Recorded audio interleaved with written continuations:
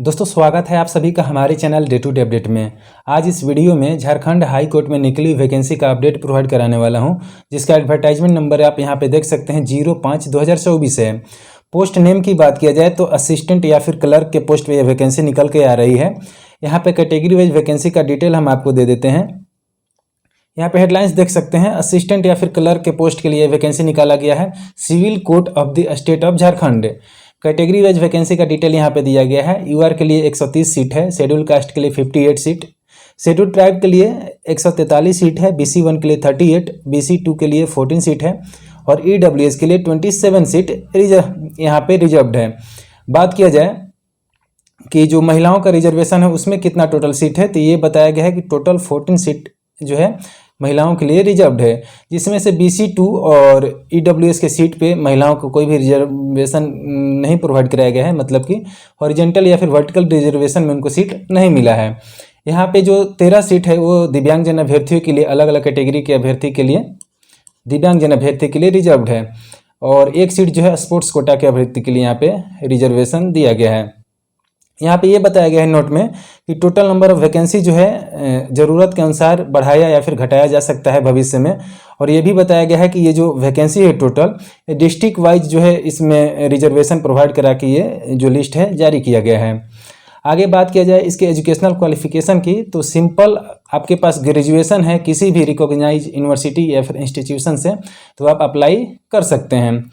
यहाँ पे एक और सबसे ज़रूरी बात है कि आपको कंप्यूटर का नॉलेज होना चाहिए, ये इसेंशियल है यानी आवश्यक है। कंप्यूटर ऑपरेशन का नॉलेज आपको होना चाहिए और ये भी बताया गया है कि कंप्यूटर एप्लीकेशन का जो सॉफ्टवेयर है वो यूज करने आपको आना चाहिए और मिनिमम टाइपिंग स्पीड बताया गया है कि 20 वर्ड पर मिनट आपका टाइपिंग स्पीड भी होना चाहिए। और इसके बारे में कंप्यूटर से रिलेटेड डिटेल हम और आगे स्लाइड्स में बात करेंगे। अभी जो है देख लेते हैं कि मिनिमम क्वालिफिकेशन के लिए आप मतलब कट ऑफ डेट क्या है, किस डेट तक आप ग्रेजुएशन या फिर कंप्यूटर का सर्टिफिकेट अगर आपके पास है तो आप अप्लाई कर सकते हैं। तो देखिए जो ऑनलाइन अप्लाई का लास्ट डेट है वहीं यहाँ पे कट ऑफ डेट रखा गया है। उस दिन तक अगर आपके पास में वो सर्टिफिकेट्स है या फिर आप पास आउट हो चुके हैं तो आप अप्लाई कर सकते हैं इस वैकेंसी के लिए। यहाँ पे एज क्राइटेरिया की बात किया जाए तो एज लिमिट जो है, मिनिमम एज आपको 21 ईयर होना चाहिए और मैक्सिमम जो एज है अपर एज लिमिट वो अलग अलग कैटेगरी के लिए यहाँ पे बताया गया है। जैसे कि अगर आप अनरिजर्व्ड है या फिर EWS हैं तो आपको मैक्सिमम एज 35 ईयर है, मिनिमम सब में 27 है, लेकिन मैक्सिमम एज में यहाँ पे अंतर है। जैसे कि UR और EWS के लिए 35 ईयर आपको अपर एज लिमिट है, BC1 और BC2 के लिए 37। वैसे ही फीमेल के जो भी अभ्यर्थी हैं BC1, BC2, EWS या फिर अनरिजर्व, उनका 38 मैक्सिमम एज यहाँ पे रखा गया है। SC ST के जो सभी कैंडिडेट हैं महिला या फिर पुरुष, उनके लिए यहाँ पे 40 ईयर मैक्सिमम एज लिमिट रखा गया है। यहाँ पे माफ़ कीजिएगा कुछ यहाँ पे टाइपिंग मिस्टेक है, टाइपिंग मिस्टेक हो गया है। ये 21 लिखना चाहिए, हमें 27 लिख दिए हैं, इसलिए यहाँ पे आप 21 कर लीजिएगा। सभी जो मिनिमम एज क्वालिफिकेशन है वो जो है 21 होना चाहिए। और यहाँ पे देख सकते हैं जो एज काउंट होगा आपका, यानी कट ऑफ जो डेट है एज का, वो यहाँ पे 1 जनवरी 2024 है। 1 जनवरी 2024 को अगर आप इस क्राइटेरिया को फुलफिल करते हैं, मिनिमम 21 ईयर और मैक्सिमम जो हमने बताया है अलग अलग कैटेगरी के लिए, तो आप इस वैकेंसी के लिए एलिजिबल हैं। बात किया जाए यहाँ पे ऑनलाइन एप्लीकेशन डेट की, तो जो ऑनलाइन अप्लाई करने का स्टार्टिंग डेट है वो 10 अप्रैल रखा गया है, यानी 10 अप्रैल को ऑनलाइन स्टार्ट हो जाएगा और जो लास्ट डेट है 9 मई 2024 तक अप्लाई आप कर सकते हैं। अब यहाँ पे हम बात कर लेते हैं कि अदर स्टेट के कैंडिडेट इस वैकेंसी के लिए अप्लाई कर सकते हैं कि नहीं। तो देखिए यहाँ पे अदर स्टेट के कैंडिडेट अप्लाई कर सकते हैं, बट उन सभी कैंडिडेट्स को एज अ जनरल यानी अनरिजर्व कैटेगरी में ट्रीट किए जाएंगे। यानी अगर आप अपने स्टेट में रिजर्वेशन लेते भी हैं SC ST OBC या फिर अन्य कैटेगरी से, तो भी आपको यहाँ पे रिजर्वेशन नहीं मिलेगा, आपको ओनली जनरल के सीट पे फाइट करना पड़ेगा। बात किया जाए मेरिट लिस्ट की, तो कैसे मेरिट लिस्ट बनेगा, तो जो मेरिट लिस्ट है आपके रिटन टेस्ट और इंटरव्यू के बेसिस पे प्रिपेयर किया जाएगा यानी तैयार किया जाएगा।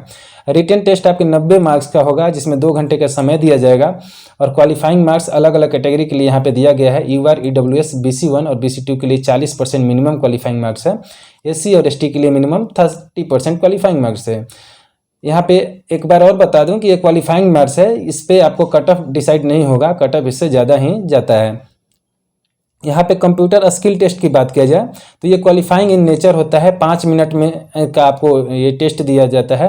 आपको 100 वर्ड जो है टाइप करना होता है, 20 वर्ड पर मिनट के हिसाब से ये टाइपिंग टेस्ट होता है। ये ओनली क्वालिफाइंग इन नेचर होता है, सबको ओनली पास करना होता है। यहाँ पे 15 मार्क्स का इंटरव्यू होता है, जिसमें आपको 5 मार्क्स जो लाना ज़रूरी होता है, यानी क्वालिफाइंग मार्क्स इसमें 5 मार्क्स है। अगर आप 5 मार्क्स से कम लाते हैं तो आप जो है इस प्रोसेस से बाहर हो जाइएगा। आपको मिनिमम 5 मार्क्स लाना होगा, और ये क्वालिफाइंग मार्क्स है, इससे ज़्यादा आप लाइएगा तो ज़्यादा चांसेस है आपको मेरिट में नाम आने का।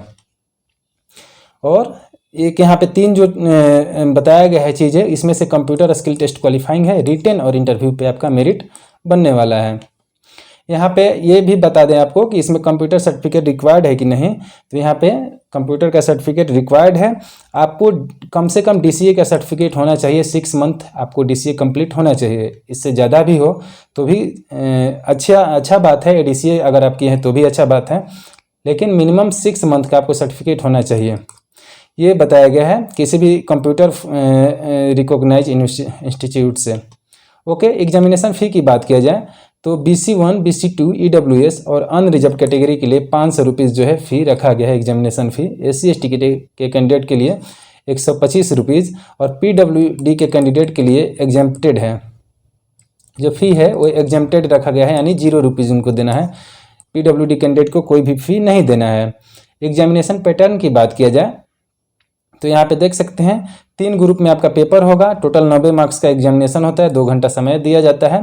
ग्रुप 1 में आपको 30 मार्क्स का एग्जाम होगा, ग्रुप 2 में 30 मार्क्स का, और 30 मार्क्स का ग्रुप 3 में। टोटल 2 घंटा का समय यहाँ पे दिया जाता है।